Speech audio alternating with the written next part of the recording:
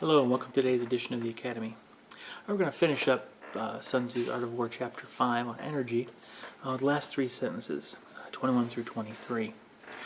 Now, this one is maybe a little hard to piece apart when you actually hear it for the first time. But let's see if we can't apply this to the tabletop as well. Alright, the clever combatant looks to the effect of combined energy and does not require too much from the individuals. Hence, his ability to pick out the right men and utilize combined energy. When he utilizes combined energy, his fighting men become, as it were, like unto rolling logs or stones. For it is the nature of a log or stone to remain motionless on level ground, and to move when on a slope, if four-cornered, to come to a standstill, but if round-shaped, to go rolling down. Thus, the energy developed by a good fighting man is as the momentum of a round stone rolled down a mountain thousands of feet in height. So much on the subject of energy. That's how he closes it. Now, it's kind of interesting. It's kind of a weird amalgamation of sentences here, but there's a couple commenters actually help weave this together fairly well. Now, when you look at the tabletop, the key here, we're looking at combined energy, the effect of combined energy. Think of combined energy as energy, what I'll call is multiplied by the indirect or direct maneuvers, multiplied by the deception you've done, right? And of course, at that decision point, when you commit them, it's their raw combat power, right? Now, here the key is, in the first sentence, don't require too much of the individuals.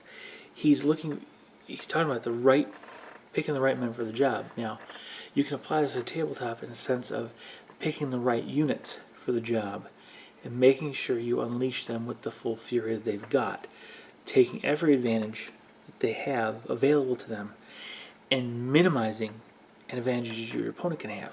So, for example, when you have a weapon that can cut through an enemy's armor, don't fire in a situation where they get some other save against it because of other conditions. In 40k, that would be like, if you have an armor-piercing weapon that gets through their armor, don't give them a cover save. Do something that stops that. Or take a target where they don't get that save. That allows you to put the full force in. You want to use them to the fullest effect. Now, the metaphors he uses about rolling stones and logs. Think about if you've ever seen something rolling down a hill. An avalanche is a great example. You can't stop it once it gets started, and it's pretty devastating. And that's what you're going to want to see with your units. You need to be able to apply at that decision point all that energy, taking advantage of that indirect attack and direct attack, and the deception about weakness or strength, and the deception about timidity or courage, and the deception about disorder or order. Put it all together and hit them with a very strong attack with a unit that can actually do it, and I'll say roll over the opponent. Okay, and it's with all that inertia. Now, there are some units that are very, very capable of doing that. Those are the ones you use. Others are not capable of doing that. Those you don't want to use. So you need to understand your own models, your own units within your rule set. What are they capable of? Where are their strong points? What are they best suited for? And then mass their energy, their firepower at a decisive moment, taking advantage of all these multipliers to get in there and deal the maximum amount of damage turn after turn after turn. Okay, once you start tearing apart the opponent, it's almost a steamroller thing that happens. Now, obviously, a good opponent is going to have a counter to these things. So don't think it's going to be a walk in the park just because you happen to master all the sentences in Chapter 5, for example. The key is really understanding how to enact them so that you get the maximum out of your army that you have on the tabletop.